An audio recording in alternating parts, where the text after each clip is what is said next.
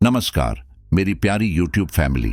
मैं हूं mister x और आज के पॉडकास्ट में आपके लिए एक और ज़बरदस्त कहानी लेकर के आ चुका हूं। साथियों, आज की हमारी कहानी राजस्थान के एक शहर की है और उसी शहर के रहने वाले हमारे एक रिलेटिव है, तो हमारा उन रिलेटिव्स के आना जाना लगा रहता है।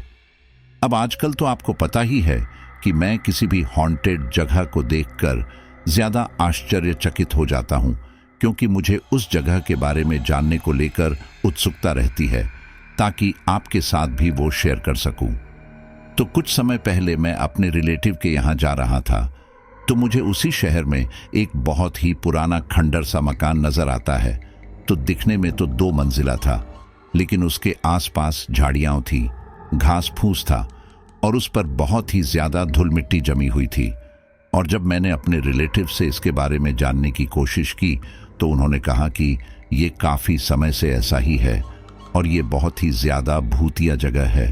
यहाँ पर इस शहर का या आसपास के पड़ोसी कोई भी नहीं जाते हैं।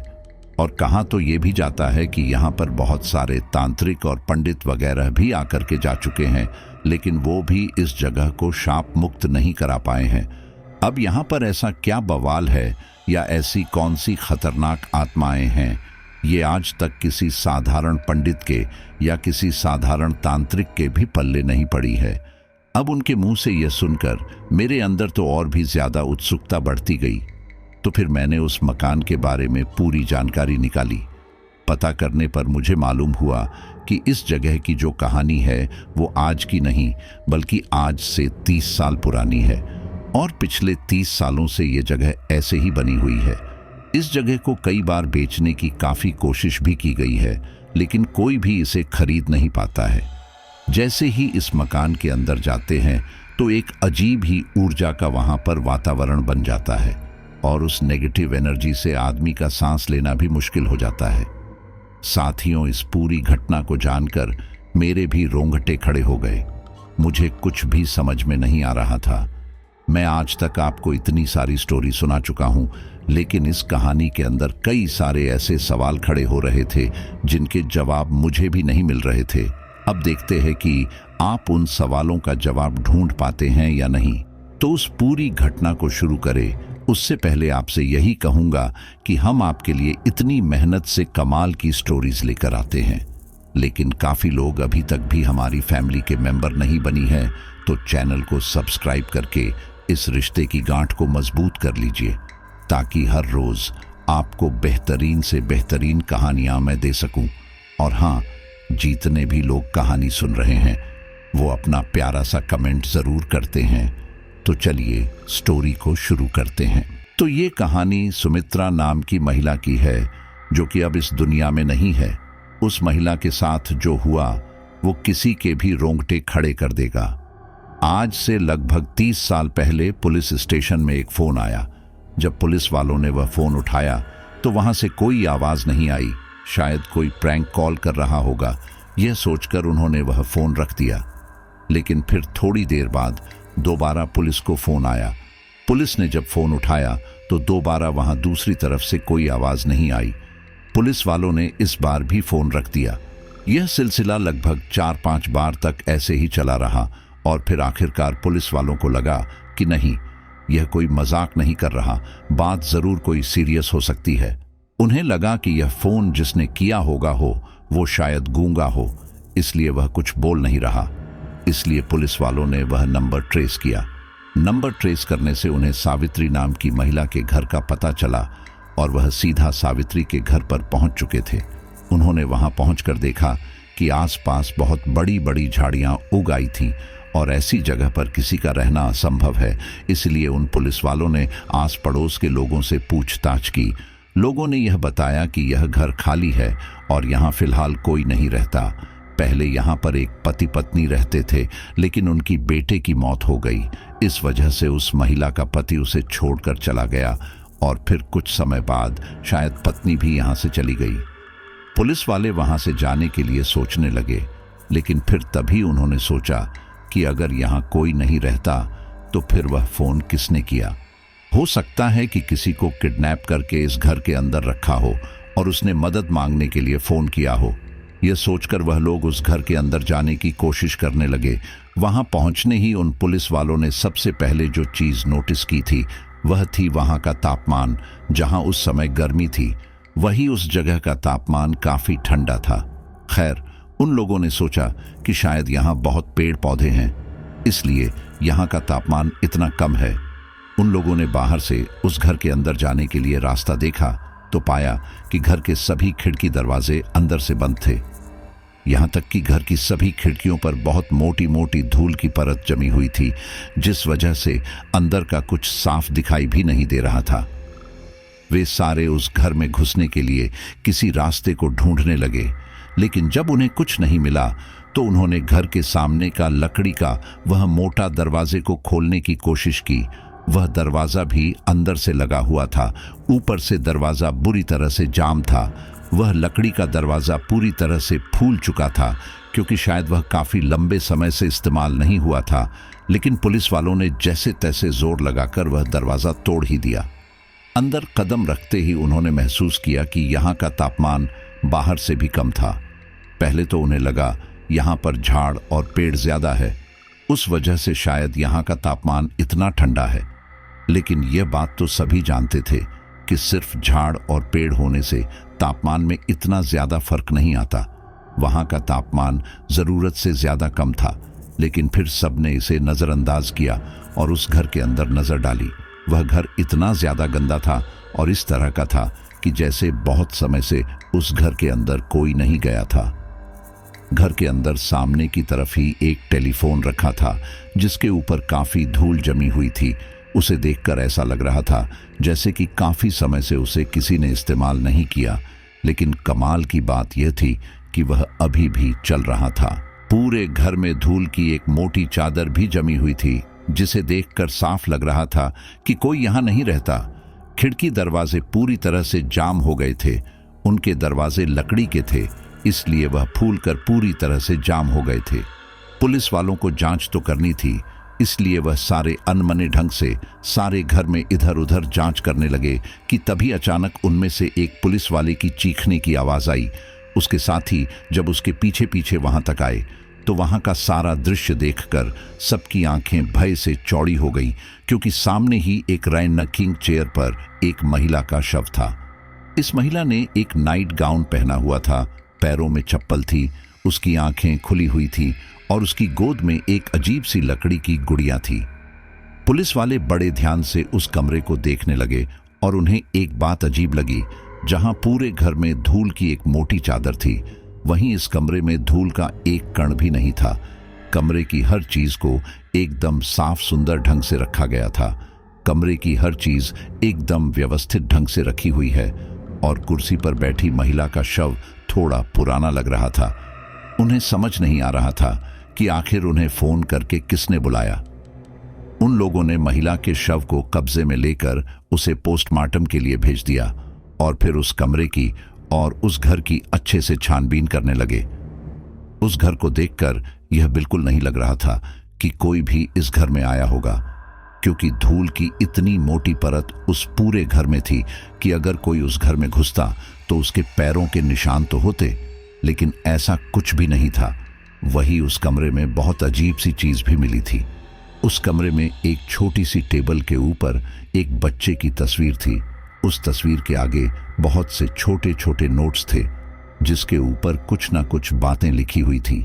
इसी के साथ ही कुछ कुछ नोट्स में अजीब तरह की भाषाओं का इस्तेमाल किया था। किसी को समझ नहीं आ रहा था कि आखिर ये है क्या। पुलिस वालों ने वह सब उठाया और उसकी जांच के लिए पुलिस स्टेशन ले गए। इसके बाद जो भी हुआ वह काफी भयानक था। इस केस के लिए जो भी पुलिस वाले उस घर में गए थे, उन्हें बहुत अजीब से सपने आने लगे थे, जैसे कि कोई उनके पीछे पड़ा है। इन सपनों के कारण वे लोग ढंग से सो नहीं पा रहे थे, जिसके कारण वह मानसिक रूप से परेशान रहने लगे। उस महिला के केस की छानबीन शुरू हुई। पता चला कि उस महिला का नाम सुमित्रा था और यह शव उसी का था। यह शव लगभग 1.5 से 2 महीने पुराना था और उस घर में किसी के भी जबरदस्ती घुसने के निशान नहीं थे। जबरदस्ती से छोड़ो, किसी के भी घुसने के निशान नहीं थे। वहां पर उनके अलावा किसी का भी फिंगरप्रिंट नहीं था। जबकि वह फोन इस लाइन से आया था जिसके ऊपर धूल की एक मोटी परत जमी हुई थी। यह सब सुनकर पुलिस वाले काफी हैरान रह गए। उन्हें समझ नहीं आ रहा था ये कोई सामान्य केस है भी या नहीं, लेकिन पुलिस सुपरनेचुरल चीजों में विश्वास नहीं करती। पुलिस को उस घर से कुछ सामान मिला था और वह सामान कोई सामान्य सामान नहीं बल्कि काले जादू का सामान लग रहा था। क्या हुआ था सुमित्रा के साथ उस घर में और क्यों उसका शव ऐसे पाया गया और उसके परिवार वाले कहाँ थे, यह सब जानने के लिए हमें कुछ समय पहले जाना होगा। दरअसल सुमित्रा की शादी विनोद से हुई थी। विनोद काफी समझदार और सभ्य किस्म का इंसान था। वे दोनों चाहते थे कि उनका काफी बड़ा और हंसता खेलता परिवार हो, इसलिए वे दोनों बहुत लगन से इसके लिए पैसा जुटा रहे थे। उनकी शादी के कुछ समय बाद सुमित्रा ने रवि को जन्म दिया। रवि के जन्म से वे दोनों काफी खुश थे। रवि के जन्म के कुछ समय बाद उन दोनों ने एक बड़ी सी जगह खरीद ली थी। उन दोनों ने सोच लिया था कि आगे जब उनका परिवार बड़ा होगा तो उसके लिए यह बिल्कुल सही रहेगा। वैसे तो वह जगह काफी बड़ी थी, लेकिन वहां पर सिर्फ 2 मंजिला एक मकान था। दोनों पति पत्नी ने सोचा कि अभी तो इनका परिवार छोटा है, इसलिए ज्यादा बड़े घर की इतनी जरूरत नहीं है, लेकिन जब इन्हें ज्यादा बड़े घर की नीड होगी तब यह लोग यहाँ पर और कमरे बनवा लेंगे। ये सोचकर उन लोगों ने वह जगह खरीद ली। वह जगह बड़े होते रवि के लिए बिल्कुल सही थी, क्योंकि उसे वहां खेलने के लिए बहुत बड़ी जगह मिल रही थी और उनके भविष्य में होने वाले परिवार के लिए भी बिल्कुल सही जगह थी। क्योंकि अभी रवि बहुत छोटा था, इसलिए उन्होंने सोचा कि पहले रवि का ही अच्छे से ख्याल रखते हैं, उसके बाद आगे की प्लानिंग करेंगे। इसलिए वह दोनों मिलकर रवि का बहुत अच्छे से ख्याल रख रहे थे। सुमित्रा और उसके पति का व्यवहार पड़ोसियों और रिश्तेदारों से काफी अच्छा था। ये सभी मिलजुल कर रहते थे। सुमित्रा एक हाउसवाइफ थी, इसलिए पति के जाने के बाद वह घर पर ही अपने बच्चे का ख्याल रखती थी। उनका जीवन एकदम सामान्य ढंग से ऐसा ही चल रहा था कि तभी एक दिन उसके पति के जाने के बाद सुमित्रा का बेटा खेलने के लिए घर से बाहर निकला। हालांकि सुमित्रा ने जाने से पहले कहा था कि वह ज्यादा दूर न जाए, बल्कि यही आसपास ही रहे। उसके बेटे ने हाँ कह दिया और फिर वहां से चला गया, लेकिन फिर वह काफी देर तक घर नहीं आया। वह सुबह का गया हुआ था और अब तक दोपहर होने को आई थी, लेकिन उसका कोई अता पता नहीं था। सुमित्रा को लगा कि शायद वह अपने दोस्तों के साथ खेलने में ज्यादा ही बिजी है, इसलिए उसने भी इसमें कुछ नहीं किया। वो बस अपने घर के काम निपटाने लगी। दोपहर से शाम होने लगी, लेकिन अभी तक उसका बेटा घर नहीं आया था।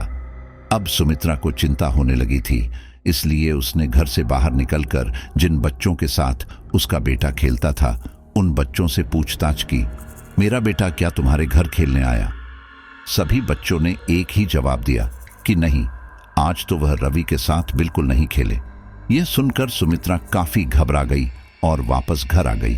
घर आकर उसने सोचा कि हो सकता है रवि उसके घर के आसपास ही खेल रहा होगा। उनकी प्रॉपर्टी काफी बड़ी थी जिसमें वह रह रहे थे, इसलिए वह इस प्रॉपर्टी में आसपास घूमने लगी। उस जमीन पर पीछे की तरफ एक छोटा सा तालाब बना हुआ था। सुमित्रा रवि को ढूंढते ढूंढते वहां तक आई। वहां जाकर उसने जो देखा उसे अपनी आंखों पर यकीन नहीं हुआ, क्योंकि तालाब के ऊपर रवि का शव तैर रहा था। सुमित्रा ने जैसे तैसे खुद को संभाला और फिर तालाब के पानी में कूदकर रवि के शव को बाहर निकाला। वैसे तो रवि मर चुका था, लेकिन फिर भी सुमित्रा के मन में एक आस थी कि शायद रवि जिंदा हो। उसने रवि की नस टटोली, उसके दिल की धड़कन चेक की, लेकिन रवि का शरीर एकदम शांत पड़ा हुआ था। यह देखकर सुमित्रा को बहुत दुख हुआ। उसने रवि को अपनी गोद में उठाया और फिर उसे लेकर रोते हुए अपने घर की तरफ चल पड़ी। घर आकर उसने रोते हुए अपने पति को फोन लगाया और उसे सारी बात बताई। यह सुनकर रवि के पिता विनोद दौड़ते हुए घर आए। उन्होंने भी अपनी तरफ से रवि को जगाने की कोशिश की, लेकिन रवि इस दुनिया को छोड़कर हमेशा हमेशा के लिए जा चुका था।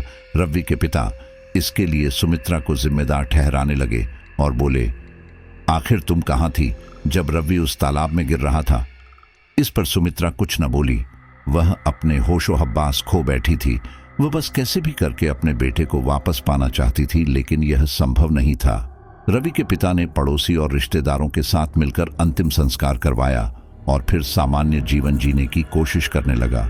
लेकिन उसके मन में अभी भी यही था कि उस दिन सुमित्रा की गलती की वजह आज रवि उनके बीच नहीं है, और इस बात का ताना वो अक्सर सुमित्रा को देने लगा। सुमित्रा को अपने बेटे के जाने का इतना दुख था, ऊपर से विनोद की ऐसी बातों ने उसको अंदर ही अंदर तोड़कर रख दिया था, इसलिए वह अंदर ही अंदर घुटने लगी थी। अब सुमित्रा अकेले ही अपने कमरे में रहने लगी थी। वह पूरे घर को गंदा रखती, किसी काम को हाथ न लगाती, बस रवि के कमरे को एकदम साफ सुथरा करके रखती, जैसे कि वह पहले किया करती थी। वह रवि की हर चीज का अच्छे से ख्याल रखती और कभी कभी ऐसे बर्ताव करती जैसे रवि अब भी उनके साथ ही है। एक रोज सुमित्रा का पति जल्दी घर आ गया। घर का दरवाजा खुला हुआ था, इसलिए वो बिना दरवाजा खटखटाए अंदर आ गया। अंदर आकर वो बैठा ही था कि तभी अचानक उसका ध्यान कुछ अजीब सी आवाजों ने अपनी ओर खींचा। वो आवाज ऐसी थी जैसे कोई धीरे धीरे मंत्रोच्चारण कर रहा था, और हैरानी की बात यह थी कि वह आवाज सुमित्रा की थी। यह सुनकर उसका पति काफी घबरा गया और धीरे धीरे उस आवाज की दिशा में जाने लगा। वह आवाज उसके बेटे रवि के कमरे से आ रही थी। कमरे का दरवाजा लगा हुआ था। यह देखकर उसके पति ने दरवाजे के होल से अंदर की ओर झांका। अंदर का नजारा देखकर उसके पैरों तले जमीन की खिसक गई। कमरे के अंदर सुमित्रा जमीन पर बैठी हुई थी। वह अपने सामने एक गोल घेरा बनाए हुए थी और उस घेरे के चारों ओर मोमबत्ती लगाई हुई थी जो कि जल रही थी, और उस घेरे के अंदर सिंदूर, चावल और भी पता नहीं क्या क्या रखा हुआ था। और इस दौरान सुमित्रा लगातार अजीबोगरीब मंत्र उच्चारण कर रही थी। ये खौफनाक मंजर देखकर उसका पति पहले तो थोड़ा घबरा गया, लेकिन फिर थोड़ी हिम्मत करके उसने दरवाजा खटखटाया। दरवाजा खटखटाने की आवाज सुनकर सुमित्रा का ध्यान भंग हुआ और उसने कहा, कौन है? सुमित्रा का पति बोला, ये मैं हूं। ये तुम अंदर क्या कर रही हो? दरवाजा खोलो। सुमित्रा बोली, मैं एक जरूरी काम कर रही हूं, थोड़ी देर में दरवाजा खोलती हूं, आप बाहर ही बैठिए। उसका पति बोला, सब जानता हूं कि तुम क्या जरूरी काम कर रही हो, दरवाजा खोलो और बंद करो। यह सब नाटक, यह सब करने से कुछ हासिल नहीं होने वाला। दरवाजा खोलो जल्दी। इसके आगे सुमित्रा कुछ ना कह सकी। उसने दरवाजा खोल दिया। दरवाजा खोलते ही उसके पति ने उसे एक जोरदार थप्पड़ मारा और कहा, यह सब क्या नाटक लगा रखा है? अब इसके आगे उसका पति उसे धक्का देते हुए कमरे के अंदर आया और कमरे के अंदर रखी सारी सामग्री को तितर बितर करने लगा। इस दौरान सुमित्रा ने उसे रोकने की बहुत कोशिश की, लेकिन वह नहीं रुका और उसने सारा सामान फैला दिया और सुमित्रा से गुस्से में कहा, इसे साफ करो और आज के बाद दोबारा इस तरह की हरकत की तो मुझसे बुरा कोई नहीं होगा। यह बोलकर उसका पति तो वहां से चला गया और सुमित्रा वह सब साफ करने लगी। अब उसने सोच लिया था कि अगर उसे यह सब करना है तो इसका ध्यान रखना होगा कि उसका पति यह सब करते हुए ना देखें। उस दिन तो सुमित्रा कुछ ना बोली, लेकिन अपने पति के जाने के बाद सुमित्रा ने शायद वह सब दोबारा किया होगा। इसके 2-3 दिन बाद जब सुमित्रा का पति विनोद सो रहा था तो अचानक से उसकी नींद खुली। उसने पाया कि सुमित्रा उसके बाजू में नहीं थी। यह देखकर वह कमरे से बाहर आया, यह देखने के लिए कि आखिर सुमित्रा कहाँ है।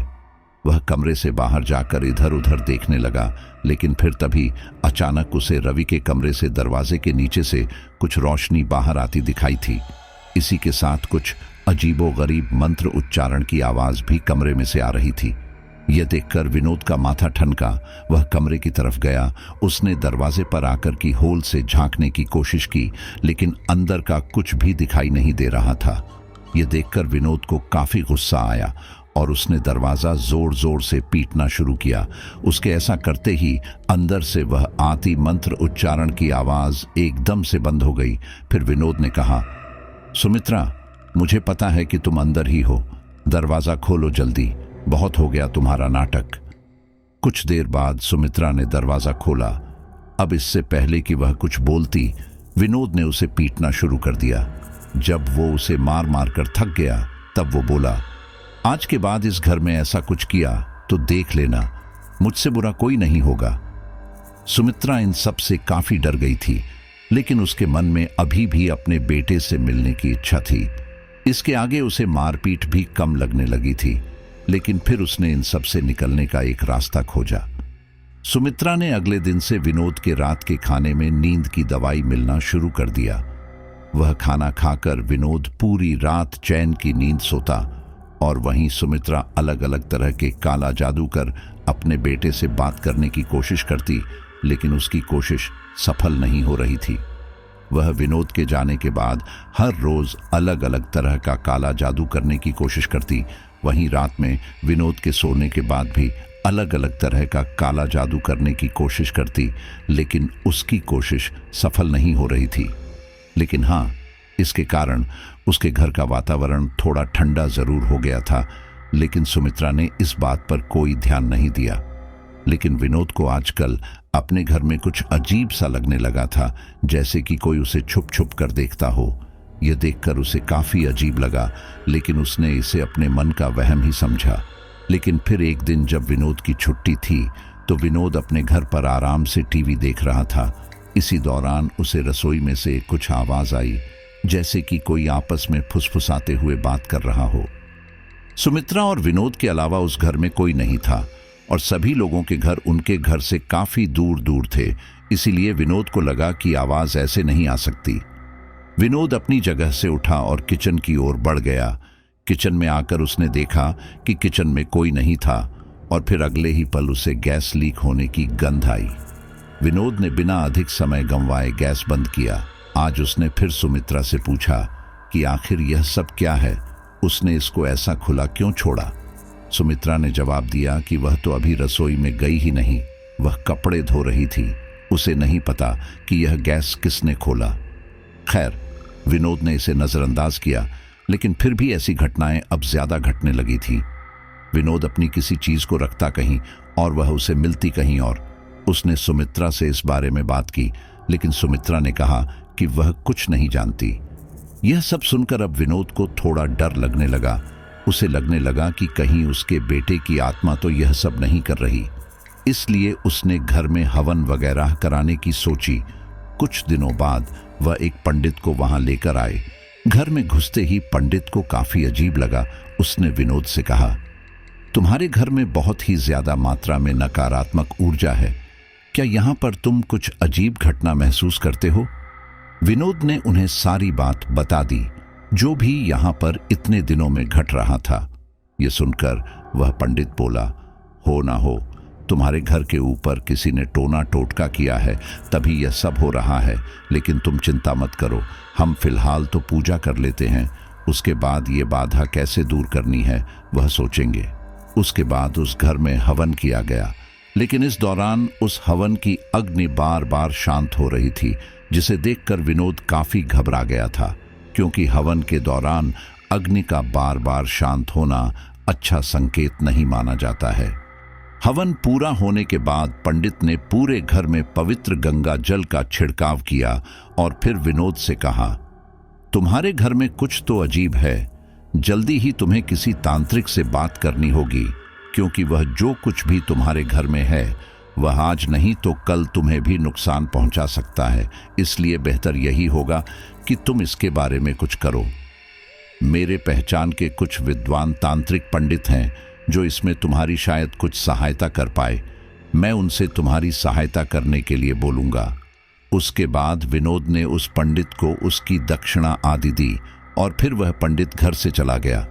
लेकिन आज घर में हवन होने के कारण घर में ठंडक पहले के मुकाबले काफी कम लग रही थी। यह देखकर विनोद को काफी अच्छी लग रहा था। पहले तो उसे लगा कि शायद हवन की अग्नि के कारण यहाँ की ठंडक थोड़ी कम हुई है, लेकिन फिर उसने सोचा कि शायद बात सिर्फ इतनी सी नहीं है। 2-4 दिन बाद उस पंडित के जान पहचान के एक विद्वान तपस्वी उस पंडित के साथ विनोद के घर आए और उन्होंने कहा, मुझे तुम्हारे बारे में इन्होंने सब बता दिया है, लेकिन चिंता मत करो, मैं सब सही कर दूंगा। उसके बाद उन्होंने कुछ अजीब से मंत्र उच्चारण करने शुरू किए। उनके हाथ में कुछ नींबू वगैरह थे, जिनके ऊपर कील लगाकर उन्होंने विनोद को दिए और कहा, इसे अपने घर के हर कोने में ले जाकर रख देना और ध्यान रहे इसे वहां से मत हटाना। कल मैं जब यहां आऊंगा तब तुम मुझे यह लाकर देना। विनोद ने उनकी बात मान ली और फिर नींबू को घर के सभी कोनों में रख दिया। अगले दिन वह तपस्वी दोबारा वहां आए और विनोद को वह नींबू लाने के लिए कहा। विनोद ने वह नींबू लाकर उन तपस्वी को दिए। उस तपस्वी ने वह नींबू लिए और फिर कुछ अजीब से मंत्रों का उच्चारण करना शुरू किया। थोड़ी देर बाद उन्होंने फिर मंत्र उच्चारण करना बंद कर उस नींबू में से उन लोहे की कीलों को निकालना शुरू किया। वह कील निकालकर विनोद को दिखाई तो विनोद हैरान रह गया, क्योंकि वह नींबू अंदर से पूरा लाल हो चुका था और वह कील भी लाल हो चुकी थी। यह देखकर विनोद बोला, ये सब क्या है गुरुजी? मेरे घर में सब सही तो है ना? तपस्वी बोले, वही तो सही नहीं लग रहा बेटा। मुझे लगता है तुम्हारे घर के ऊपर किसी ने कुछ किया है, क्योंकि तुम्हारे घर के ऊपर एक नहीं बल्कि कई सारी आत्माओं का वास है क्या? पहले से यह घर ऐसा था, यह अभी हाल ही में हुआ है। विनोद बोला, पहले सब ठीक था गुरुदेव, मैं एकदम सामान्य जीवन जी रहा था और मेरा एक बेटा था। कुछ समय पहले उसका देहांत हो गया और उसके बाद से मेरे घर में इस तरह की अजब सी गतिविधियां होने लगी। मुझे नहीं पता यह सब क्या हो रहा है, लेकिन अब मुझे इससे डर लगने लगा है। तपस्वी बोले, डरने से कुछ नहीं होगा। देखो, जैसा कि तुमने बताया कि यह सब तुम्हारे बेटे की मौत के बाद से शुरू हुआ है, तो मुझे नहीं लगता कि इसमें किसी बाहर वाले का हाथ है। हो सकता है कि यह तुम्हारे बेटे की आत्मा है जो तुम्हें परेशान कर रही है, लेकिन अब सवाल ये उठता है कि यहाँ आत्माएं एक से ज्यादा है, तो अगर एक आत्मा तुम्हारे बेटे की है तो बाकी की किसकी है? यह सुनकर विनोद को कुछ दिन पहले की सारी घटना याद आने लगी कि कैसे सुमित्रा अपने बेटे के कमरे में जाकर अजीब सी हरकतें करती थी। उसने बिना समय गंवाए सारी बात उस तपस्वी को बता दी। तब तपस्वी ने सुमित्रा की ओर देखा और पूछा, तुम क्या करने की सोच रही थी? सुमित्रा ने पहले तो टाल मटोल की, लेकिन फिर उसने आखिरकार सच बोल ही दिया। उसने जो बताया वो सुनकर विनोद काफी हैरान रह गया। सुमित्रा ने कहा, मैं अपने बेटे से बहुत प्यार करती हूं और उसके बिना नहीं रह सकती, इसलिए मैं चाहती हूं कैसे भी करके मैं उसे वापस ले आऊं। इसलिए मैंने काले जादू का सहारा लिया। मुझे बड़ी मुश्किल से एक किताब मिली, उसके अंदर कुछ क्रियाएं लिखी हैं। मैं तो वही कर रही थी, लेकिन उसमें से किसी का भी कोई असर नहीं हुआ। मैं अपने बेटे से बात ही नहीं कर पाई, लेकिन इन सब के दौरान इन्होंने मुझे पकड़ लिया। ये सुनकर तपस्वी ने सुमित्रा को समझाया, तुम्हारा बेटा मर चुका है और अब तुम इस तरह की हरकतें करके अपने बेटे को नहीं बल्कि किसी शैतान को जगा रही हो। इसे अभी के अभी बंद कर दो, नहीं तो इसकी कोई भारी कीमत तुम्हें चुकानी पड़ सकती है। उस समय तो सुमित्रा ने हाँ में अपनी गर्दन हिला दी और ज्यादा कुछ नहीं बोली। फिर तपस्वी ने कुछ दिनों में वहां पर एक अनुष्ठान किया।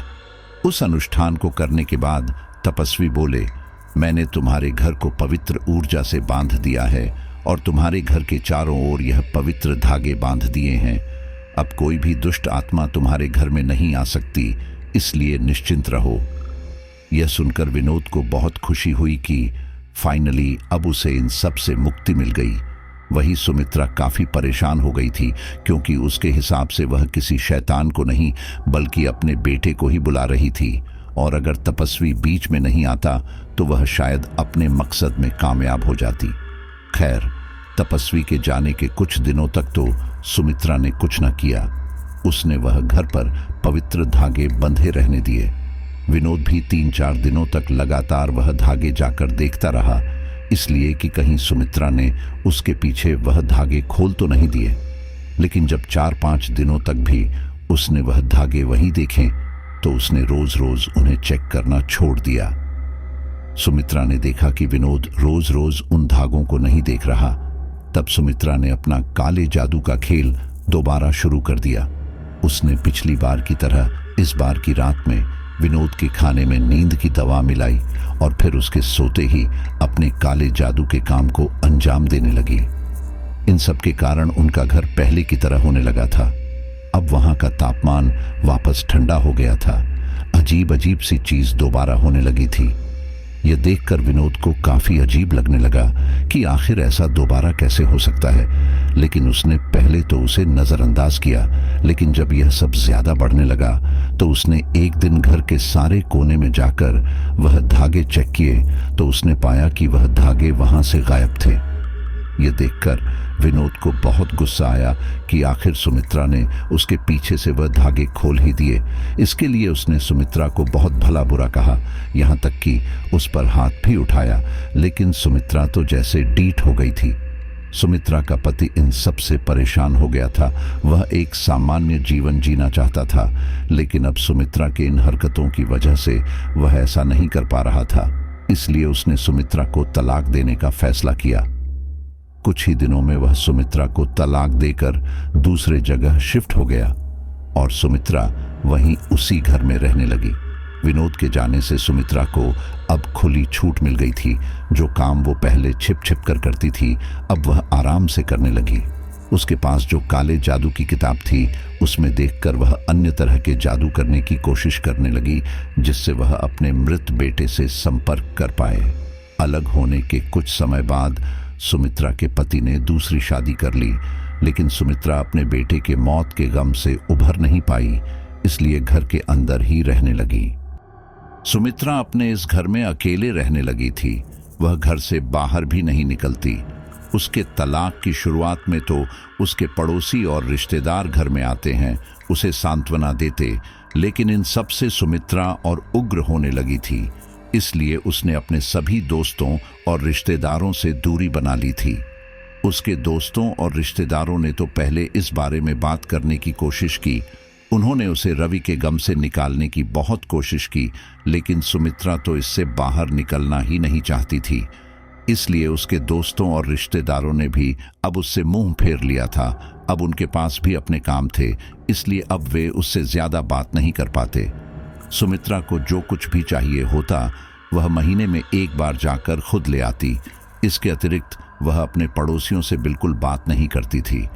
इस दौरान सुमित्रा अपने घर पर अलग अलग तरह के काले जादू करने की कोशिश कर रही थी, लेकिन उसके दोस्तों, रिश्तेदारों, पड़ोसियों के आने से उसमें खलल पड़ रहा था।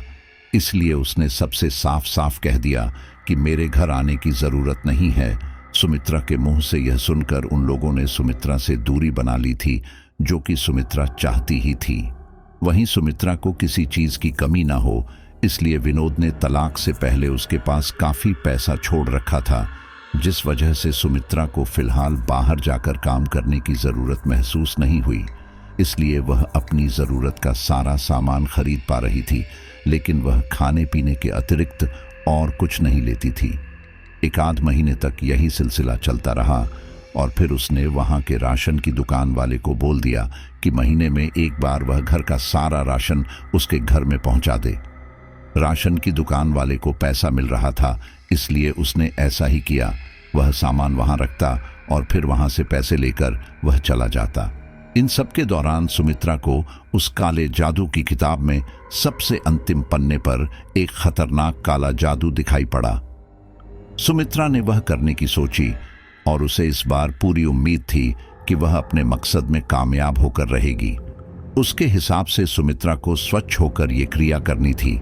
सुमित्रा ने शाम के समय ये क्रिया करनी शुरू की। उसने रवि के कमरे में एक मध्यम आकार का गोल घेरा बनाया और फिर अपना तंत्र मंत्र का सारा सामान लेकर उस घेरे के अंदर जा बैठी। उसने लगातार मंत्र उच्चारण करते हुए कुछ अजीब सी आकृति बनानी शुरू की, जैसी कि उस किताब में बनी हुई थी। उसके बाद उसने अपनी उंगली काटी और फिर उसमें से कुछ खून की बूंदें उस आकृति पर डाली। उसके बाद उसने कुछ अजीबोगरीब मंत्र का उच्चारण करना शुरू किया। यह सिलसिला काफी देर तक चलता रहा और फिर उसके बाद उसने एक लकड़ी के टुकड़े पर एक कपड़ा बांधना शुरू किया। यह करने के बाद उसने एक आकृति का रूप दिया और फिर एक कागज पर कुछ लिखने लगी। यह करने के बाद उसने लगभग आधे घंटे तक वह मंत्र उच्चारण करने जारी रखे। इन सब प्रकरण के दौरान वहां आसपास की हवा अब पहले से थोड़ी गाढ़ी होने लगी थी। इस बात का एहसास सुमित्रा को भी हो गया था। वह इसे अपनी सफलता मानकर खुश हो रही थी, लेकिन असल बात तो कुछ हो रही थी। सुमित्रा अपनी चिट्ठी में लिखती है, मैं बहुत खुश हूं, मेरी साधना लगता है सफल हो गई। मुझे इसका आभास हो रहा है, लगता है वह मेरे पास ही है। इस क्रिया के हिसाब से इस क्रिया के साधक को सूरज की रोशनी से दूर रहना था, इसलिए सुमित्रा ने अब घर से बाहर निकलना बिल्कुल ही छोड़ दिया था। इसलिए उसने खाने पीने का सामान घर पर ही मंगाना शुरू कर दिया। सावित्री हर रोज अलग अलग कागजों पर कुछ लिखती और फिर उसे एक टेबल पर रख देती है। एक अन्य चिट्ठी में सुमित्रा लिखती है, मैंने अपने बेटे को वापस पाने के लिए बहुत कुछ किया, अब लगता है कि कुछ गड़बड़ हो गई है। मुझे मेरे घर में कुछ अजीब अजीब से साए नजर आते हैं। मुझे डर है कि कहीं ये मेरी बेटे को कोई नुकसान न पहुंचा दे। हर रोज सुमित्रा अपना खाना बनाती, खाती और फिर अपने बेटे के कमरे में बैठकर अकेले में बड़बड़ाने लगती। इस दौरान वो चिट्ठियां लिखती और वहीं रख देती। यही उसकी दिनचर्या थी। लेकिन इसके साथ और भी बहुत कुछ था जो सुमित्रा के साथ हो रहा था, जो कि उनकी चिट्ठियों की वजह से पता चला। एक अन्य चिट्ठी में सुमित्रा लिखती है, वो साए जो मेरे घर में है वह मुझे अब नुकसान पहुंचाने लगे हैं और मैं इस बारे में हर किसी को बता भी नहीं सकती, क्योंकि कोई मेरी बात का यकीन नहीं करेगा, क्योंकि वह कोई आम इंसान नहीं है। मुझे डर लग रहा है कि कहीं वह मेरे बेटे को परेशान न करे। मेरा बेटा पहले ही एक बार मौत का अनुभव कर चुका है, अब मैं उसे दोबारा यह ऐसे नहीं देख सकती। मुझे कुछ करना ही होगा। हमेशा अंधेरे में रहने से सावित्री के अंदर नकारात्मकता भरती गई और अब तो उसे अजीब अजीब चीज भी दिखाई देने लगी थी। उसे उसका घर अजीब चीजों से भरा हुआ दिखाई देने लगा था, जिससे वो निराशा से घिर गई थी। इसके बारे में उसने लिखा भी था। सुमित्रा लिखती है, मेरी गलती की सजा मेरे बेटे को मिल चुकी है। मैं यह बिल्कुल नहीं जानती थी कि वह ऐसा कुछ हो जाएगा। मुझे नहीं लगता कि यह मेरा बेटा है। इसने उसे अपने काबू में किया हुआ है और यह सब मेरी गलती की वजह से हुआ है और मैं इसे ठीक करके ही रहूंगी। एक चिट्ठी में सुमित्रा लिखती है, मैंने जो करने की कोशिश की थी वह मैं कर नहीं पाई और अब कुछ और ही है जो मेरे घर पर आ गया है। मेरे समझ में नहीं आ रहा मैं क्या करूं। उसकी कैद में मेरा बेटा है, मुझे उसे बचाना ही होगा, भले इसके लिए मुझे कुछ भी करना पड़े। इसके बाद सुमित्रा ने उस काले जादू की किताब में से कोई नई क्रिया करने की सोची। उसने सोचा कि अगर इस किताब में लिखे मंत्रों से यह अजीब सी चीज यहाँ आ सकती है तो इन्हें यहाँ से भागने का भी कोई ना कोई मंत्र लिखा होगा। यह सोचकर उसने उसमें लिखी कुछ साधनाओं को करने की सोची, लेकिन यहाँ पर सब कुछ उल्टा हो गया, क्योंकि उसने जो भी तांत्रिक क्रियाएं की थी उसमें से और भी ज्यादा भयानक नकारात्मक शक्तियां आने लगी, जिससे यह घर अब पहले से ज्यादा भयानक होने लगा था। घर का तापमान इतना ज्यादा गिर गया था कि जैसे हिमालय की ठंड में बैठे हों। इन सब से बचने के लिए सुमित्रा ने दोबारा दूसरी कोई तांत्रिक क्रिया करने की सोची, लेकिन इस बार भी सब उल्टा ही हो गया। वह अब कोई भी क्रिया करती तब और भी ज्यादा भयानक मात्रा में नकारात्मक ऊर्जा घर में आ जाती और उस नकारात्मक ऊर्जा की वजह से सुमित्रा को शारीरिक को मानसिक दोनों रूप से काफी मुसीबत का सामना करना पड़ रहा था। अब सुमित्रा के पैसे भी खत्म होने को आए थे और इन सब का कोई समाधान भी नहीं निकला था। इन सब के कारण सुमित्रा इतनी बुरी तरह से टूट चुकी थी, उसने जीने की आस ही छोड़ दी थी। इसलिए अब उसने खाना पीना बिल्कुल छोड़ दिया था और वैसे भी अब घर में खाने पीने के लिए भी कुछ नहीं था, इसलिए वह काफी दिनों तक ऐसे ही भूखी प्यासी रही। लेकिन सावित्री इस सब के दौरान घर से बाहर बिल्कुल नहीं निकली। कुछ महीने ऐसे ही निकले और फिर सुमित्रा ने वहां से सामान लेना ही बंद कर दिया। उसके घर के आसपास बहुत लंबी लंबी झाड़ियां हो गई, तो सब लोगों को यही लगा कि सुमित्रा यहां से चली गई, लेकिन असल में सच्चाई कुछ और ही थी। इन सब के लगभग 2-3 महीने बाद पुलिस स्टेशन में वह फोन आता है, जिसकी वजह से पुलिस को सुमित्रा की लाश मिली थी। सुमित्रा की लाश मिलने के बाद अब तक पुलिस ये मान रही थी कि वह फोन शायद सुमित्रा ने मरने से कुछ समय पहले ही किया होगा, लेकिन उनकी गलतफहमी तब टूट गई जब उन्हें सुमित्रा की पोस्टमार्टम रिपोर्ट मिली। इस रिपोर्ट के हिसाब से सुमित्रा की मौत 1.5 से 2 महीने पहले हो चुकी थी। तो अब सवाल यह था कि अगर सुमित्रा की मौत 2 महीने पहले हो चुकी थी तो आखिर वह फोन किसने किया? और फिर सबसे बड़ी बात, सुमित्रा ने जो आखिरी चिट्ठी लिखी थी जिसमें लिखा था, मेरे प्यारे रवि, मुझे माफ कर दो, मुझे माफ कर दो, मुझे ये इस तरह से नहीं होने देना चाहिए था।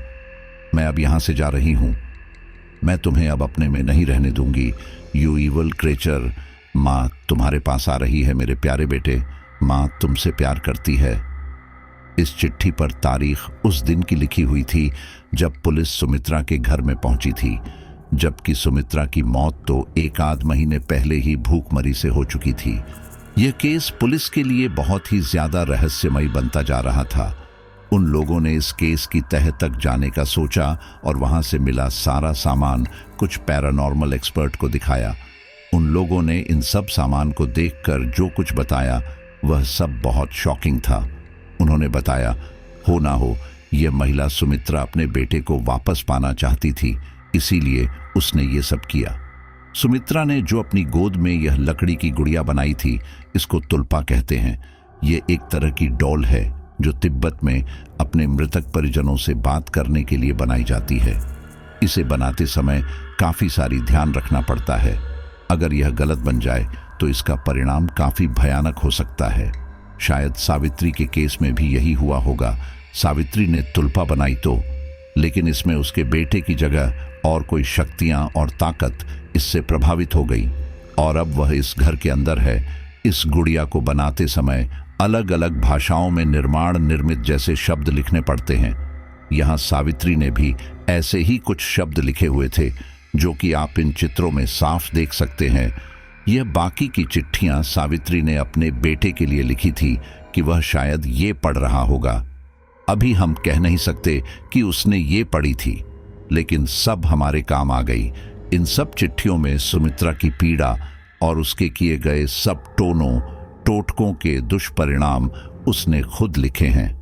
पुलिस को उनके कुछ सवालों के जवाब मिल चुके थे, लेकिन अभी भी कुछ सवालों के जवाब बाकी थे और वह सवाल आज भी वैसे के वैसे ही हैं। जैसे कि अगर सुमित्रा मर चुकी थी तो वो आखिरी चिट्ठी किसने लिखी? सुमित्रा के घर से वह फोन किसने किए जबकि वहां पर अंदर घुसने के कोई भी निशान नहीं थे? पुलिस भी अंदर दरवाजा तोड़कर घुसी थी क्योंकि दरवाजा खुल ही नहीं रहा था। मान लो वह चिट्ठियां सुमित्रा ने ही अपनी मौत से पहले लिखी थी, तो फिर उसे कैसे पता था कि उसी दिन पुलिस वहां आएगी? सारे घर में धूल की एक मोटी परत जमी हुई थी, लेकिन रवि का कमरा एकदम चकाचक था। वो कैसे? क्योंकि सुमित्रा की मौत हुए कई दिन हो चुके थे। तो फिर ऐसे में उस कमरे की सफाई कौन कर रहा था? उस कमरे में थोड़ी बहुत धूल मिट्टी तो होनी चाहिए थी, लेकिन ऐसा बिल्कुल नहीं था। सुमित्रा ने अपने एक नोट में ईविल क्रेचर किसे कहा? उन पुलिस वालों ने बताया कि उन्हें उस घर में कुछ अजीब सा एहसास हुआ था, मानो वहां उनके अलावा भी कोई था, कोई अदृश्य खतरनाक शक्ति जो उन्हें ही देख रही थी। सच में कोई था या फिर यह सब सिर्फ पुलिस वालों का वहम था? ऐसे ही कई सारे सवाल थे जो पुलिस के दिमाग में आ रहे थे, लेकिन उन सवालों के जवाब नहीं मिल रहे थे। इसके दौरान जो भी पुलिसकर्मी इस केस पर काम कर रहे थे, जो इस घर के अंदर गए थे, उन सबको डरावने सपने आने लगे थे। इन सब से परेशान होकर एक महिला पुलिसकर्मी ने, जो उस दौरान उस घर में गई थी, उसने अपना घर पता सब बदल लिया था ताकि वह और परेशान ना हो। इस केस के लिए जानकारों ने जो थ्योरी दी, पहली ये कि सुमित्रा सच में पागल हो गई थी और इसी पागलपन में उसने खाना पीना छोड़ दिया, जिससे उसकी मौत हो गई थी। कुछ समय बाद किसी को उसका शव मिला, लेकिन वो ये नहीं चाहता था कि उसका नाम आए, इसलिए उसने पुलिस को इस तरह के काई नल किए। दूसरी थ्योरी ये थी कि सुमित्रा का किया वो तंत्र मंत्र सच में काम कर गया था, जिसने उसे बाद में नुकसान पहुंचाया। पुलिस ने इसमें पहली थ्योरी को सही माना क्योंकि कानून काले जादू वगैरह में नहीं मानता। कुछ समय बाद इस केस को बंद कर दिया गया। वह घर आज भी वैसे ही है, पूरी तरह से बंद। उस घर को कोई भी खरीदना नहीं चाहता। उस घर को बेचने की कई बार कोशिश की गई, लेकिन जब कोई भी उस घर के अंदर जाता है, उसे एक अजीब तरह का साया महसूस होता है। वहां की गाड़ी हवा के अंदर उनका सांस लेना मुश्किल हो जाता, यहां तक कि उनके दिल की धड़कन बढ़ जाती। इस वजह से वे सभी भी वहां से चले जाते हैं। 2005 में इस घर की शुद्धिकरण के लिए किसी को बुलाया गया। घर के अंदर से बाहर आने पर उसने कहा, मैं अपने जीवन में ऐसी बहुत सी अजीब जगह पर जा चुका हूं, लेकिन उनमें से किसी में भी मुझे इस तरह की शक्ति का आभास नहीं हुआ जिस तरह की शक्ति का आभास इस घर में हुआ था। मेरी सांस बहुत तेज चल रही थी और मेरा दिल जोरों से धड़क रहा था। इस घर के अंदर ज्यादा देर रहना मुझे सही नहीं लगा। उसने आगे कहा, इस घर में जो कुछ भी है हर कमरे में अलग अलग है, लेकिन इतना पता है कि घर के हर कमरे में अलग अलग तरह की नकारात्मक ऊर्जा है जो कि बहुत शक्तिशाली है। हमें नहीं पता कि इस घर के अंदर किस तरह की नकारात्मक ऊर्जा है, लेकिन मैं सबसे यही कहूंगा कि इस घर के अंदर कोई न जाए और इस घर की एकदम अच्छे से जांच की जाए। किसी अच्छे बड़े तांत्रिक को बुलाकर इस घर का शुद्धिकरण कराया जाए। तो साथियों, हमारी आज की ये स्टोरी यहीं पर कंप्लीट होती है और जितना मुझे उस मकान के बारे में पता चला उतना मैंने आपके साथ जानकारी शेयर की है। हाँ, अगर कभी भविष्य में आगे मेरा उस ओर कभी जाना हुआ और वहां पर कुछ नया परिवर्तन में देखूंगा तो वो आपके साथ जरूर शेयर करूंगा। तब तक के लिए इस स्टोरी को यहीं पर छोड़ते हैं और मुझे उम्मीद है कि ये कहानी आपको काफी पसंद आई होगी और आपने आखिर तक इस कहानी को सुना होगा, लेकिन काफी कम लोग होते हैं जो आखिर तक सुनते हैं।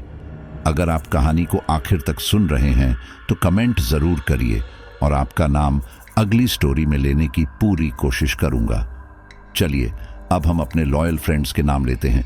कुलदीप वर्मा यूपी, परवीन नेगी उत्तराखंड, काजल अग्रवाल दिल्ली, अनिल यूपी, मनोज अलीगढ़, जुबैर अहमद दिल्ली, मनीष दिल्ली, दीपू दिवाकर फतेहपुर, राहुल गुजरात, विनोद अनुज वंश और श्रेया यूपी, शिवराम कुशवाहा हरदोई। सभी का बहुत बहुत धन्यवाद और इस कहानी को तैयार करने में हमारी मदद की है ममता सहाय ने। चलिए मिलते हैं अगली स्टोरी पर।